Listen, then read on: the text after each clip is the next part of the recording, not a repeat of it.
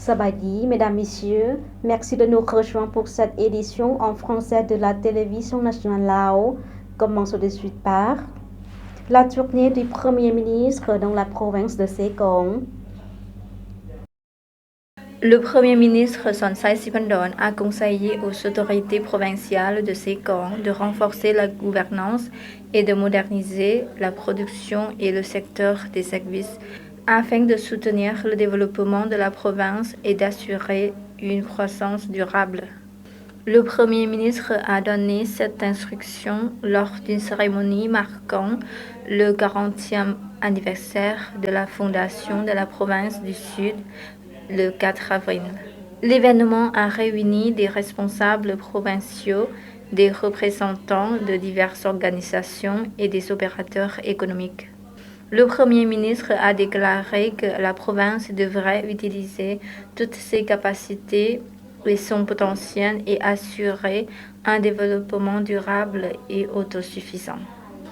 Il a également conseillé le développement des affaires, une meilleure planification budgétaire et l'utilisation de moyens innovants pour attirer davantage d'investissements nationaux et étrangers. Le Premier ministre a recommandé d'améliorer les infrastructures et les services publics, de fournir des emplois appropriés aux habitants des zones rurales et d'assurer la protection de l'environnement. Il a souligné l'importance d'une gouvernance efficace, du développement des ressources humaines, de la préservation de la culture et de la nécessité de réduire les taux de criminalité. Le Premier ministre a félicité le comité provincial du parti et la population de la province de Sengkon pour leur unité et leur détermination à travailler ensemble pour réussir, ainsi que pour leur persévérance à surmonter les difficultés. Ces caractéristiques ont été évidentes dans de nombreux domaines, notamment l'année dernière lorsque la province a enregistré une croissance économique de 5,5%. La structure économique a été renforcée et davantage de personnes ont pu améliorer leur niveau de vie. Sengkon a été fondée en 1984 en partageant une partie de la province de Salavan. Sengkon est la deuxième plus petite province du Laos, couvrant une superficie de 7 665 km². Elle est bordée par le Vietnam à l'est, la province d'Attapud au sud, la province de Salavan au nord et la province de Champasak à l'ouest. C'est la province la plus diversifiée du Laos avec 14 groupes ethniques. Le ministère des Travaux publics et des Transports a organisé le 8 avril 2024 une réunion nationale pour faire le bilan annuel. La séance s'est déroulée sous la présidence du ministre Ngam Pasong Muang Mani, en présence des vice-ministres, des vice-gouverneurs, des fonctionnaires concernés et du chef du service des travaux publics et des transports de la capitale Vientiane. La réunion a présenté le rapport de la mise en œuvre des travaux en 2023 et le bilan de la mise en œuvre du plan quinquennal de développement 2021-2025. Le futur plan jusqu'en 2025 du ministère des Travaux publics et des Transports lié à la mise en œuvre de l'agenda national pour résoudre les difficultés économiques et financières a aussi été présenté ainsi que le rapport sur la mise en œuvre de 3 constructions du secteur des travaux publics et des transports de 2019 à 2023. Les participants ont discuté et commenté sur ce sujet. Le rapport sur l'exécution des travaux remarquables pour l'année 2023, le bilan de la mise en œuvre du plan quinquennal de développement 2021-2025, la fixation du futur plan jusqu'en 2025 du ministère des Travaux publics et des Transports.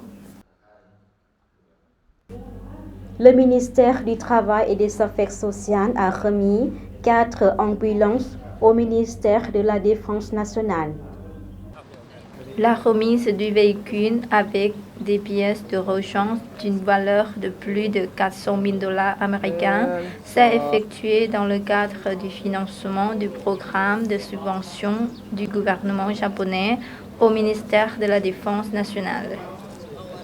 Le 8 avril 2024, Madame Baikam Katinya, ministre du Travail et des Affaires sociales, a remis ce don au lieutenant général Bongkham Phommakon, vice-ministre de la Défense nationale. Les 4 camions de secours seront utilisés pour les interventions en cas de catastrophe et fait partie d'aides gratuites d'une valeur d'1 milliard de yens versées par l'intermédiaire du département de l'assistance sociale, du ministère du Travail et des Affaires sociales et du secrétariat du Comité central de gestion des catastrophes. Les dirigeants du parti et de l'État vietnamien ont participé à la célébration de la fête traditionnelle Bun Pi Mai qui s'est tenue le 6 avril à l'ambassade du Laos à Hanoï. Parmi les participants, on notait la présence de Tiang Thi Mai, membre du Politburo, membre permanent du secrétariat du comité central du parti et le chef de la commission d'organisation du comité central, Nguyen Xuan Trang, membre du Politburo et président du conseil central de théorie, le vice-premier ministre Thanh Lưu Quang et le ministre des Affaires étrangères Bùi Thanh Xuân.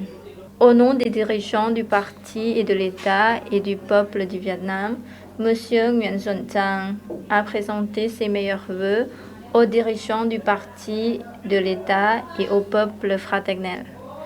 Il les a félicités pour leurs réalisations enregistrées au cours des dernières années.